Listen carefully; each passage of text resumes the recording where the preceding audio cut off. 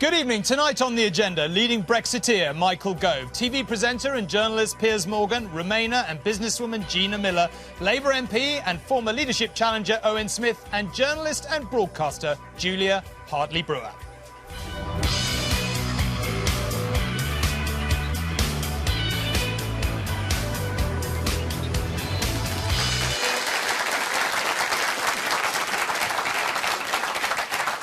As this year starts to draw to a close, there seems an ever-lengthening list of things to talk about. We will shortly hear from the Supreme Court on whether it is down to Parliament to trigger Article 50. Gina here is actually bringing the case. We will find out this week if Brexit black hole is really 100 billion quid or not. No doubt Michael, Julia and Owen will have much to say on that. And I have a long list of questions to pass on to Piers from Theresa May. She'd really like to know what the new president's views are on a wide variety of subjects. And Piers actually might have some answers. The new ambassador to Washington.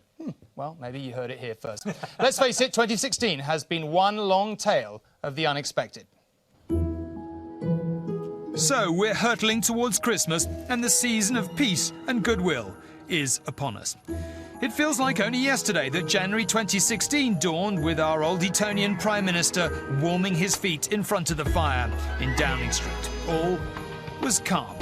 But then his mates, Michael and Boris, decided to defect to the enemy. Vote leave. Then they won, shock horror, and Dave quit, and they turned on each other. I couldn't recommend that he should be Prime Minister. Then the old arguments of in or out gave way to hard or soft. Then there was the High Court case, which is about to go to the Supreme Court. That's all Gina's fault. MPs are currently wrestling with what to do over triggering Article 50. Are they the enemies of the people or not? Then there was Trump's victory. He found a few minutes to speak to our Prime Minister, but a few more, thank God, to chat to Piers. At least someone can sort out Brexit. And now we might have £100 billion black hole in our finances this week, according to the experts. But what do they know about anything? Hey, Michael. And meanwhile, you have the sense that everyone, everywhere, is shouting really loud all the time. Whatever happened to the old Etonian cosily warming his feet? Or perhaps that was part of the problem. Seems like about 1,000 years ago, doesn't it? Michael, we had the Prime Minister today saying that she didn't want British business to face going off a cliff edge. The suggestion that possibly transitional arrangements would be good, possibly very quickly backtracked from, and this is politics after all. What do you make of the idea of a transitional arrangement? I'm not convinced it's necessarily a good idea. I think it's probably better to have certainty. And I think that what the European Union wants to do is to try to make the process of leaving as difficult as possible, because they want to try and deter others from doing so. I think what we want to do... Do you think that's essentially a bit childish? I mean, you know, whatever you think of us leaving Europe, their reaction, some people feel, is a touch on the childish side. I would never accuse anyone of childishness. But I think that we need to be clear-eyed about what the concerns of some of the EU political leaders are. But, of course, we've just been looking back at 2016. We've seen tremendous change occurring in Britain and in America. I think in the next 12 months we'll see big changes happening in Europe as well. We don't know what's going to happen in the Italian referendum that's coming up, in the Dutch general election, in the French general election, in the German general election. And I think some of the current crop of European leaders who want to make Brexit more difficult may no longer be in place halfway through this whole process. OK, there's a million things to talk about here. I mean, I don't know, Piers, maybe you go next, but let's just concentrate on the transitional and the whole question of a cliff edge.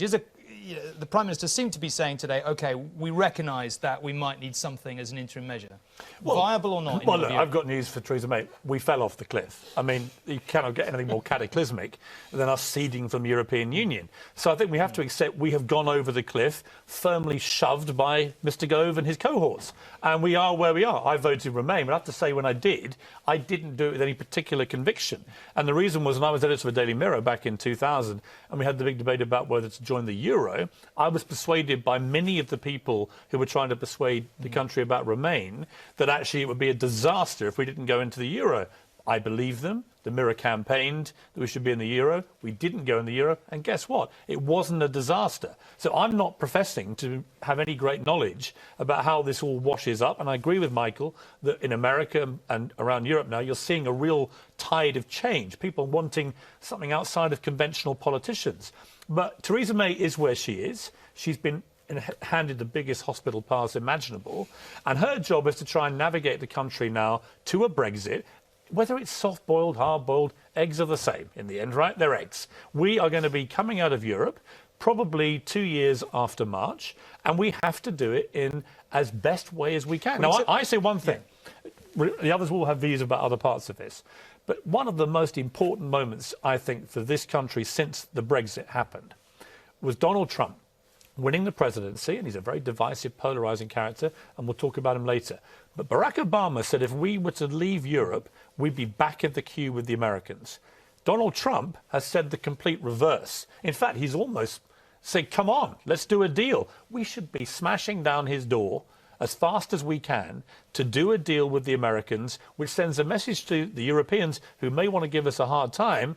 You're not the only gig in town. But you say eggs are eggs. But in fact, that's not true, is it? Because the one thing we know about the referendum is that there are lots of different ways to leave. There's the Norway version, there's the Switzerland version. Yeah, but you can't, I don't think, you cannot. This is where, again, I will agree with Michael, having not agreed with him when he was making the pitch in the campaign.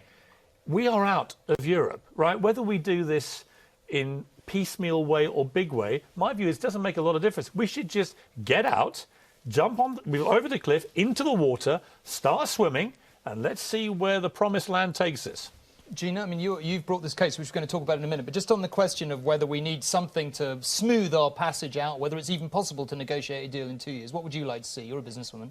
Well, I think the prospect of an uncertain and unstable Europe is actually our biggest problem. It's not about us negotiating, because it will be, as Michael says, who are we negotiating with? And I do think it's childish to say, you know, we already know what the negotiations will be on both sides. But from my point of view, it's got to be what's best for Britain. I agree with Piers that we are leaving, but it's how we leave. And we do have to make sure that when we negotiate, we do it in a way that gets the best deal for Britain. OK. Transitional, Owen, you in favour of... let's talk about the Supreme Court case and Article 15 and everything else in a minute. But just on the idea that we have to have a transitional arrangement, good or bad? Good. I think it's one of the few sensible things Theresa May has said so far about this process. Gina's right. We've got an incredibly uncertain future for us. At the moment, we are leaving the European Union. That much is clear. But I don't agree with Piers that given that we are now on the cliff edge, we should throw ourselves off it. No, I think we're over the cliff. You said we're over already. Yeah, well, we've gone over the cliff. I'm still hoping we're teetering on the edge of the precipice. We might pull back from it. No, that's your party. Well, no, that's long. That's a really long discussion. Absolutely, we may get to there later. But back to Brexit. I think she's smart to say we may need transitional arrangements. I think it's going to be disappointing. You talking about Norway or one of these kind of things? That's the point. I mean, it's another illustration of how incredibly unclear the Tories have been and the Brexiteers have been about where we're actually going. Well, we don't know what exit is going to look like. We don't know what it's going to mean for our economy. We're now saying that there may be transitional arrangements. The assumption is what that means is 3 years of us continuing to pay into the European Union. So the extra money that Michael was anticipating for the NHS won't be realised. It probably means that we don't get to exercise any greater control over our borders during that period. So it's going to be very disappointing for some people. But she should keep open her options, because any sensible government, in the face of the incredibly volatile politics we've got right now, should keep its options as open as possible. Can I, you know, like a few of us on this panel, you're a journalist. What do you think is actually happening? When Theresa May says this today, what message is she supposed to be sending out? Well, she's dealing with a coalition government in the same way that David Cameron was when he was with Nick Clegg, isn't he? He's trying to keep, left and right and Eurosceptic and Remainers together. She's also dealing with people like Owen, who, the key thing you said there was at the moment, because you actually don't think we will Brexit and you hope we don't Brexit. No, exactly, because you don't actually believe in democracy. Well, I do, and I campaigned for leave, and I believe that the British people had their say. End of the deal. End of the matter. You know what? I don't care whether it's hard or soft or whatever Brexit. The vote was very clear. The British people, despite being told that we'd be in World War III in full economic doom and gloom, went, you know what? We still don't want to be in the EU. It's really, really simple. It's not a complicated thing. It should happen. No parliamentary vote, no challenge in the courts. Let's just get on with it, recognise the will of the British people and get on with it. And actually, the people who are making the fuss about what Theresa is doing at the moment, actually are people who are trying to stop it happening. Let's not give in to it. Let's get on with it. OK, but from the point of view of many businesses, they want to know, they want to plan for the future. Democracy doesn't bring certainty. A totalitarian regime would give us lots more certainty. So let's get rid of elections altogether, by the shall way, we? these businessmen that are pushing for clarity are exactly the same guys that, if they were doing a business deal themselves, would keep their cards very close to their chest. When you're negotiating like this, I mean, look... So you have some sympathy with the idea that she has to keep her true intention secret? I absolutely do. And I also would point to what happened in the run-up to this referendum, where David Cameron did a terrible negotiation. They've all admitted it now. They basically got nowhere. He never planned to do a good negotiation. Yeah, but, you know, in negotiation, you ask for 8 and you hope to settle at 6, having had the opposition say 4. By his own admission, by some of his own team this week, they said, we basically asked for 4 and got like 3.5. Well, that's not how you do business. Might be being a bit generous. I'm not sure even they would say that. But anyway, yes, I like the idea. The point being that we negotiated a very bad deal that time because the European Union members knew the clock was ticking down for our referendum. So they just played the clock out. Exactly the same thing will happen now. That's why I believe this thing about soft or hard-boiled is almost irrelevant. The European Union is not going to do anything to make this easy for us. What they're going to do is run down the clock and make sure we don't get a very good deal. So I actually subscribe to Michael's view now, which is we are where we are. We are going to Brexit. Let's go for the quickie divorce, because, frankly, it's not going to make a lot of difference other than it'll just be extra time and more pain. This is a good moment to ask you, is it true that there is a letter circulating amongst Tory MPs asking Theresa May to go for a quickie divorce and that you've signed it? No, I would never suggest to There is a letter... I would never suggest to Theresa that she should... Or you haven't signed it. Which of those things is not true? There is a letter, yes. I haven't seen any letter calling for a quickie divorce, and I haven't signed any such letter. From it Theresa may not May. use there is a letter, right, going around amongst MPs. Well, there are a group of MPs who've said, let's make sure that when we leave, I'd rather it was quicker rather than being drawn out, that we leave in a way that the British people voted for. And that means that we control our borders, that we control our laws, and that we don't give money to the European Union. And we are in charge of our trade deals in the future. OK, well, what do you make of this cliff edge thing? If we go for a quickie divorce and we say, right, just explain to me how that works. Explain to all of us how that works. In the 6 months to a year after you do this, what happens? For all these businesses that want to know how they're going to be able to trade and how it's going to go? Well, Britain will be in a position, as any sovereign independent nation is, where it can set the taxes and set the rules which will enable its businesses to succeed. What people who oppose Britain leaving the European Union seem to think is that being an independent nation is somehow a complete novelty. But Australia, Canada, the United States of America, they're all successful independent nations, and they don't have to be members of clubs like the European Union. The EU is the anomaly, not the norm. You can easily say to the European Union, we're leaving, and at the moment there's tariff-free access for our goods, and you benefit from our financial services. Isn't that a good deal? What else is there to talk about? That's fantasy land. Yeah, and that's absolute fantasy land. Because if you look at operating under the WTO, for example, our membership of the WTO is via the EU. But it won't be afterwards, will it? Yes, but the head of the WTO is a unanimous organisation. We need to draw up something called the Schedule of Tariffs, which we do not have. Then that is presented to the WTO, which is a unanimous organisation. So 160 other members have to all agree on our UK tariffs before we can trade. So that's after the 27 member states have agreed unanimously to leave. There's a but you're missing, which is, why wouldn't they want to trade with us? I mean, in the end... it's not that they wouldn't, it's the time it would take. I get it, and we have to have good negotiators to get us through this passage. But in the end, why would it make any sense, given we are the 5th biggest economy in the world, why would it make any sense for people who do great business with us, actually, in the end, to stop that business coming to their countries? Why would German their own stop selling us their cars? There's got to be a reality check on both sides. But why would the head of BMW say, do you know what? 20% of German cars are sold in the UK. We don't want to sell any more. We want to lay off a fifth of our workers. Well, when I start giving up French champagne, then they'll start listening.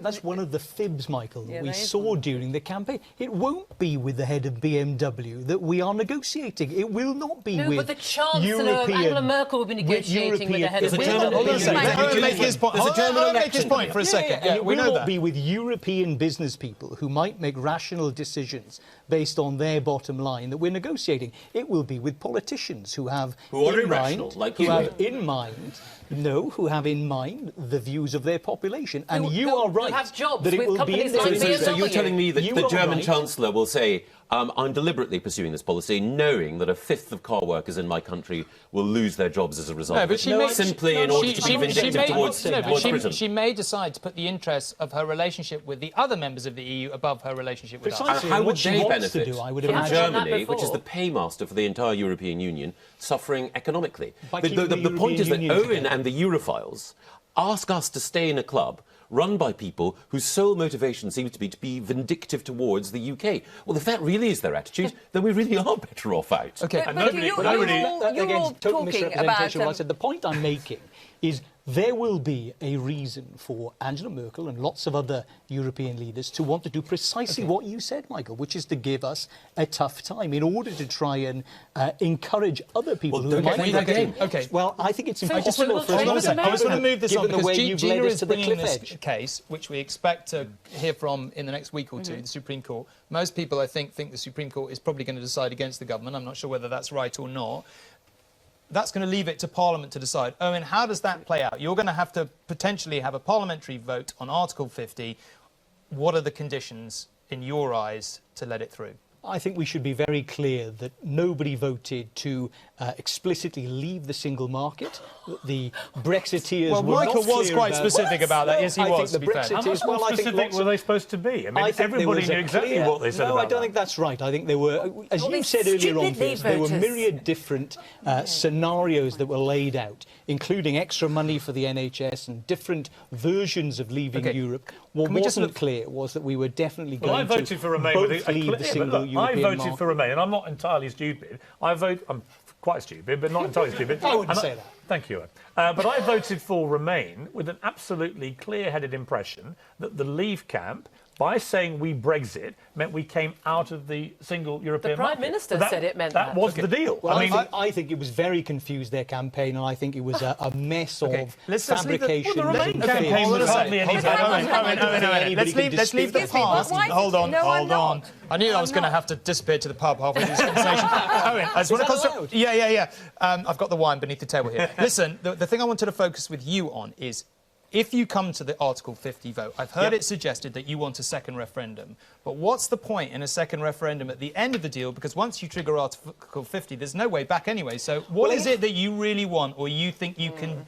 In which way do you think you can hold the Prime Minister to account? Well, I don't think it's true that once Article 50 has been triggered, there's no way back. Lord Carr, the man who drafted Article 50, said explicitly that he thinks it is revocable, that we could go back on it. And in all of this, as Michael said earlier on, it's politics. And most of the European nations that we will be negotiating will not want Britain to leave in any event. So that it's perfectly possible. I think they might now, to be fair. But anyway, Are you prepared then? Are you prepared when this goes to Parliament, if it goes to Parliament, as seems likely, I would say at this stage, are you prepared to stand there as a democratically elected politician in this country and vote against the democratic will of the people? Yes, in Shame respect on of you. this, I Okay. Shame absolutely on am. you. And No, hold on I a think sec. what Let I me will say- be so doing, why, in- Owen, particularly? because what I will be doing is exercising my duty, in my view, my responsibility to act on behalf To defy of my democracy. constituents. Well, look, You are. You're defying democracy. 50% of my constituents voted to leave, 50% didn't. My view is 53% still, of Wales voted my to view leave. is still that Brexit is going to be bad for us in the long term. More important You than lost that, me. but more You lost. I important mean, than I that- lost. You know, I voted for Remain. We lost. I was Gina, going to can say, as a matter of fact, both sides of the High Court, we both agreed that Article 50 was irrevocable.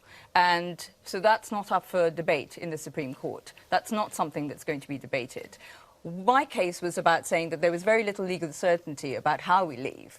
That's been ruled on in the High Court, and I don't understand why there's an appeal. Because to my mind, 3 of the highest judges in the land have ruled that you need to do a certain pathway. We now have legal certainty. You have to go to Parliament. Get on with it. Michael, I don't understand the appeal at all. Do you agree with Gina that the appeal is a waste of time from the government's point of view? No, I don't. I think that it's appropriate that we settle this argument in the Supreme Court. I've got a lot of sympathy, actually, with Gina bringing the case, and also I agreed with the High Court judgment. But I think in something as big as this, you want to have... If you've got a Supreme Court, this is exactly what it should be ruling on. Can I just be clear about that? You have a lot of sympathy with Gina's case because you think Parliament should be the ultimate arbiter of Article 50. Yes, I do. And what do you think will, in reality, happen, regardless of what you think should happen, when Article 50 comes to a vote? I think that a majority of people in the House of Commons will vote for it, including lots of Labour MPs who That's right. who recognise that a majority of their constituents voted to leave and want to respect that judgment. And when they come to vote for it, do you think there will be conditions attached in terms of forcing the Prime Minister to yield a bit more of her hand in explanation of what she actually wants and what terms she will be aiming for at the end of the day? I think people will try it on, but I think that Theresa will tell them where to get off, because, as Piers pointed out earlier, you don't go into a negotiation showing your hand to the other side. So, of course, it's legitimate. Parliament's the arena where people do try and run arguments, but Theresa's robust enough to see them off. OK, Gina, when you brought this case, what is it you wanted to see Parliament do? Well, there are two things. The elephant in the room that I couldn't understand was the fact that, we were all getting back sovereignty. It was all about being in control of our own rules, and yet we were going to bypass Parliament at the same time. So we were going to get it and throw it away. So, sorry, it's not It was rubbish. about That's British the sovereignty, not British parliamentary sovereignty. Parliament voted in 2015 by 6-1 MPs to vote to give the decision to the British people. You can't then say, well, you've had your decision, and now we're going to have another vote and change our minds. Parliamentary sovereignty was established. Julia, nobody is changing their mind. This No. is about the rule of law and parliamentary sovereignty. This is not about anyone changing their mind or direct democracy. You have your opinion, I have mine. OK, finish your point. So, but more fundamental than that, Brexit is, if you put Brexit aside, that was not my biggest concern. The cliff edge I saw was the fact that the government, any Prime Minister and government, would then be able to use this royal prerogative to bypass Parliament in domestic law. That would be taking us back 400 years. OK. It would. I'm sorry, it's just had already given the vote. That, there was a fact that that's got nothing MPs, to do like the with two this. MPs on the panel here, allowed that referendum vote to be the Act of Parliament that established the referendum to go through without it being legally binding. The AV referendum, which no one wanted, was legally binding. The Scottish independence referendum was legally binding, and this one wasn't. I want to bring. Hold on a second. I want to bring it back to Michael here for a second. You said you had some sympathy with Gina. When the press, sections of the press, attacked the sort of independence of the judiciary, as some saw it, or attacked individual, did you feel fine with that, or a bit uncomfortable with that? I wouldn't have done it, but the whole point is that we've got a free press in this country. Sometimes, when I was a minister, I would find that judges would find against the government, and I might grizzle, but it wasn't my place to criticise them. In the same way, I think it's a dangerous thing if politicians start criticising newspapers for their headlines. Other people can. I believe in free speech, but I think that politicians should be a wee bit careful about telling newspaper editors what to put on their front pages. OK, but you wouldn't have wanted to see, for example, the Prime Minister coming out and saying, listen, the independence of the judiciary is a prized part of the democratic system. We should knock off attacking... I think that is... I think defending the independence of the judiciary is absolutely right, and defending the freedom of the press is absolutely right, and that is what Theresa May and Liz Truss did. OK, one last thing on the campaign. The 350 million claim when you look back, is that a bit of a porky you regret? Absolutely not. No. Well, except that there wasn't 350 million and it's not going to the NHS, but apart from that... Well, it's 369 million that actually the EU receives every week from us. Well, and we're not going to have this argument again. I just think I can live through it. Well, but I'm happy to have it anytime. The rebate never goes. Sorry, Owen, yes, go on. When are we going to see that money? Well, if you get your way, we won't be leaving, so we won't. Well, actually, unfortunately, it's all gone to Buckingham Palace. Yes. Or into the Brexit black hole. Yeah. So, finally then, before we move on to other things, Owen, are you optimistic about our economic future? We've got the, mini budget, the autumn statement, there's potential of £100 billion black hole. Do you believe that? Would you acknowledge that our economy has done rather better than a lot of the experts said it would? Well, we've done better, relatively speaking, than some of the experts have said, but most of the experts now tell us that we're going to have not a surplus, of course, in 2019-20, as Michael and others were predicting not so long ago, but another big deficit. It's going to be potentially 30 billions greater than we appreciated. Why should we believe a single thing any politician says about any of this, given that on both sides of the campaign, both sides made apocalyptic pledges about the disaster that was going to unfold, with respect, none of which have actually happened on either side. With respect, all I was pointing to is history, what's happened over the last few years in respect of the deficit and the failure to clear the deficit, and the fact that the government have now agreed that they're not going to have a surplus, and now they anticipate there's going to be a bigger deficit than they imagined previously, partly because of Brexit and the slowdown in our economy. I get it, but I also get the fact that the big problem that Parliament has and MPs have with the public after the very divisive campaign of the referendum is trust. They simply don't trust either side about any of these warnings and apocalyptic. Because the OBR is going to pronounce on Wednesday as to how big the deficit is, and it's going to, I suspect, confirm what I've just said. A lot of people, particularly in the media, felt that this was an unprecedented campaign in terms of the first time that politicians really did say maybe more outrageous things than we'd ever heard before, and it didn't seem to matter. Do you accept that that is a direction of travel? I don't accept that at all. No, I think it's... Well, why not? I think some of them did tell outrageous porkies, led by Mr. Gove there, with the battle bus that was rolled out by you and your old mate Boris. And I use the word old advisor. Well, look, I think he's only 51. But by the way, I'll defend every single thing that you said in the campaign. Well, can I finish my allegation charge first, which is, on the other side, I thought it was equally ridiculous. You know, some of the warnings that George Osborne was giving about, basically, we're supposed to now be in a depression. I mean, literally, not a recession, a depression. On all sides, some of the claims were touching on the absurd. You've got to be objective and neutral, Tom, and you've got to say a plague on all their houses. The truth is that the Remain side came up with all sorts of fantasy figures. The figures that we used were all real and were all drawn from things like the Treasury Red Book, which pointed out the amount of money that we give to the European Union, and we argued, and the majority of people listened to the debate and concluded that they preferred to leave and get power back, get money back, get control back. So both sides lied. Both sides lied. And not only that, Gina, you tell were it like playing it is. games. No, you were playing political games. It was all about power. It wasn't about people at all. And it's absolutely shameful. If I, in my investment business, went out there and made promises, I would be struck off, my business would be closed. As would anybody in this audience. But what are the specific No, I'm sorry, concerns? but you cannot go out and lie to people. Which you lies? Cannot. I don't What think were the lies? anybody in the sitting is There's the lies, about Gina. honesty. No. The lies about what it was, the figures. The figures were a lie. That bus with its claim of about 350 million a week was one of the greatest lies told But it was in the already history of British politics. We could go on all night. There's a serious charge, Tom. No, I know, but we've been over the 350. You and I have Other been lies. over Boris and I have Other been lies or aren't any other over lies? Piers and Boris. We've there all aren't any been lies over at the all. 350 million about 6 million times. We're not going to do it anymore tonight. We have to go to a short break. But next, President Trump, a breath of fresh air or a scary exercise in right-wing populism? And what does he mean for us? See you after the break to talk Donald Trump and Piers Morgan, a very special relationship.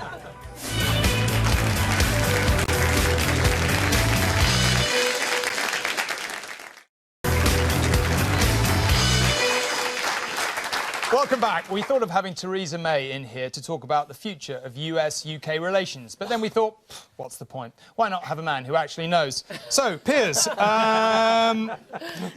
Theresa May managed 10 minutes, but you sluck in for a full quarter of an hour with the president. So, genuinely, I found myself thinking, so how did that phone call go? So how did it go? Who called who? And, you know, I mean, we don't have to have the whole 15 minutes, but just a rough You're not going summary. to get the 15 minutes because that was between me and the president-elect. But for those who don't know, I've known Trump nearly 10 years. I competed in Celebrity Apprentice, his show in America, and I won the first series of it, which meant I spent a lot of time with him.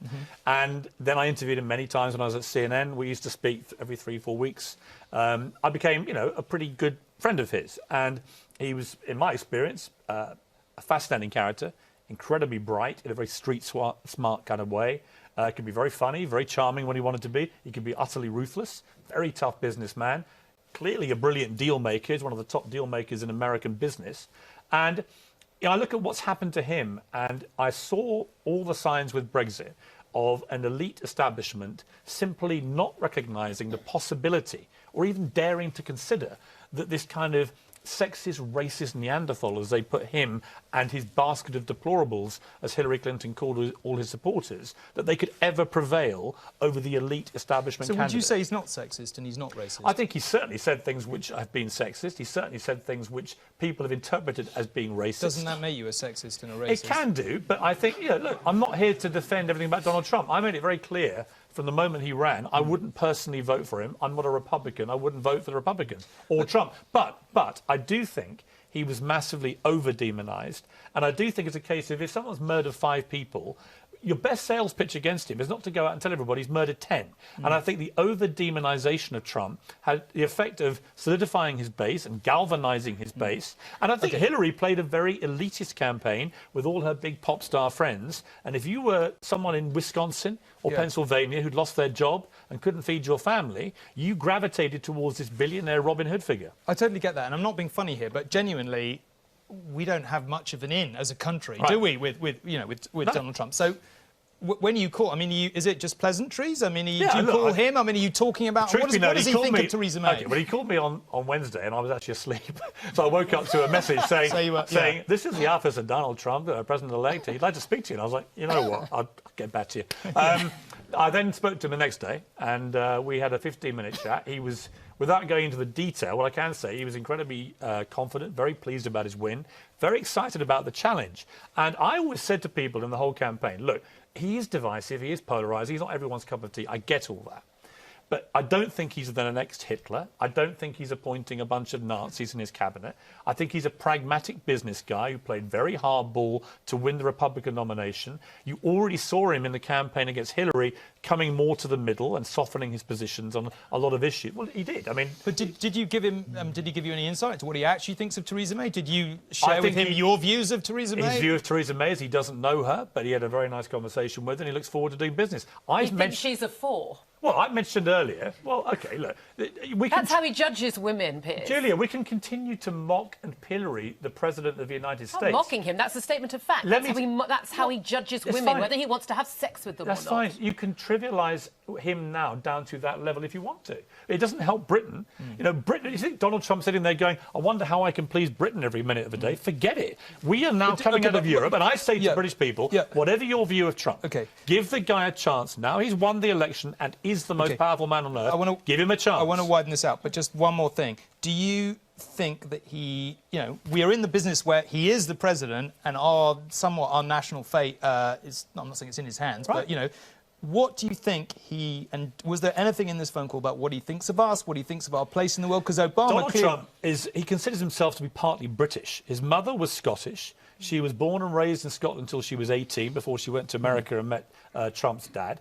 He actually said to me, I feel like I've got British blood, and he has. His mum was British. So Donald Trump loves this country. He said his mum loved the Queen. I see the Queen has invited Trump over. If it's good enough for the Queen, frankly, it might be good enough for you to put the campaign behind you. She doesn't get to choose other heads of state. Well, fine, but she's the Queen of this country. Okay. And are you going to work for him? Just finally? I would never discuss my career prospects, and I'd love that rumour. I'd love that rumour hanging in the air for potentially lucrative benefit to myself. But I would finally say this about Trump. You need to view him through the prism of being a deal-making businessman. And right now, there's never been, in my view, for America, for Britain, for our negotiations with Europe and all sorts of ways, probably a better time to have somebody who's a very skilled business brain and deal maker to be working with us. It's in our interests to screw the best deal we can. And I think Trump would be very receptive to that. Gina, what do you think of President Trump? I think he's very transactional, definitely. I'm not sure which Trump is going to be president. I think this is a point. We have to see if there's a person on the trail or somebody who could be more presidential. But I think you would judge someone from their actions. Some of the people he's choosing as his advisors are extremely concerning. The other thing is, for somebody who didn't want Hillary, and the people who voted for a dynasty and wanted to get rid of one, has got one at incredibly fast pace because he's the biggest nepotist I've ever seen. So it's quite extraordinary how quickly he's done that. Can I just ask you about that? Because you say you've got to judge people by their actions. One of the things we've got used to in the political sphere is judging people by their words as well. And one of the things that was most interesting about this campaign, just if you take a step back, is he said a whole bunch of stuff that would have disqualified most politicians in most eras, and that clearly hasn't happened. So, but American system is different. There are more checks and balances. The Congress, he's not going to be able to push the things he says through. It just isn't a system we have over here in the UK.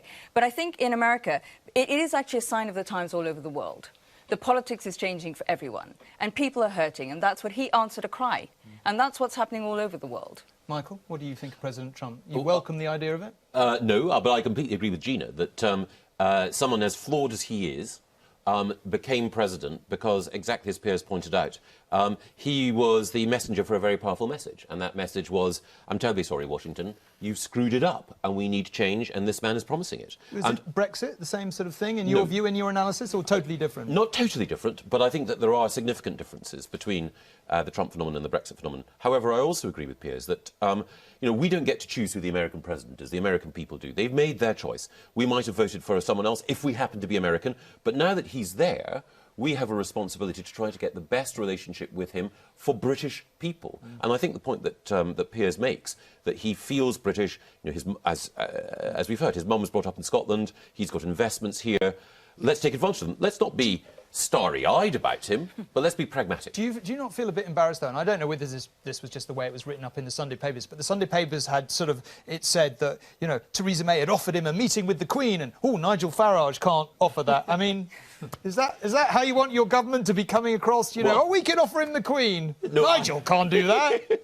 I think the truth is... the prime location of Buckingham Palace. He's a property man. Well, yeah, indeed. But I think he can fix the roof. He might get the refurb job, yeah? I think the truth is that all presidents, all prime ministers and leaders will have personal relationships with friends, whether it's from business school, university, whatever. But the business of government is conducted president to prime minister, foreign secretary to secretary of state. So I'm sure it will be the case that over the next 4, who knows, 8 years, people like Piers and Nigel Farage will pop by for a drink in the White House and get to have their picture taken with President Trump. And who knows? Piers may be working in the White House. He may well be working in the White House. Who knows, invited to the white tie banquet in Buckingham Palace? Who knows? But the real power relations are conducted at the level of heads of government. OK, Julia, you've made very clear what your view of Donald Trump is.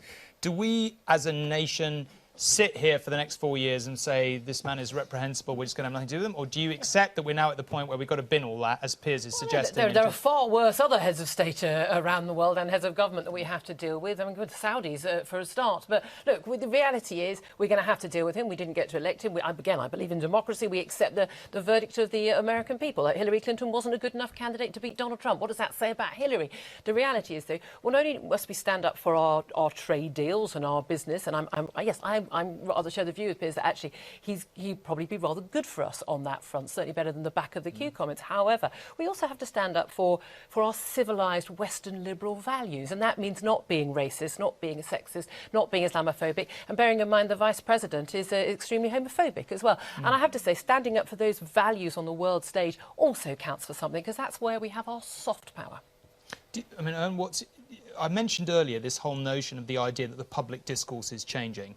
Do you, as a politician, you're dealing with this on a daily basis, do you feel that the public is angrier, the public discourse is coarsening, and that maybe Trump is an example of how someone can get elected talking in a way that just wouldn't have been probably possible 10 years ago? I think it's unanswerable that people are clearly in our country and across Western democracies incredibly angry about not feeling they're getting a fair deal, angry about what they call the elite or the establishment, and angry about politics and politicians not delivering for them. And all of that clearly played a part in Trump's election. And is your party responding to that well enough here? No, is the short answer to that. I don't think any political party has responded to it. That's why we're seeing strongman politics, demagogue politics re-emerging, not just in the States, but across the Western world. And Piers and others are right. We've got to be pragmatic now. We obviously want the American economy to do well. We want Trump to do well in that regard, because all of our economies across the world, to a very large extent, are contingent on America doing it. But I'm very worried that he will be a disappointment, both in the States, and I'm worried that he is dangerous for us across the Western world. Do you think, does anyone have a view on whether this, you could look at 2016 as a double-act rebellion. Brexit, Trump. Is there going to be do you think there's going to be a third act? Is it going to be France? Will it be elsewhere? I think France could well go the same way.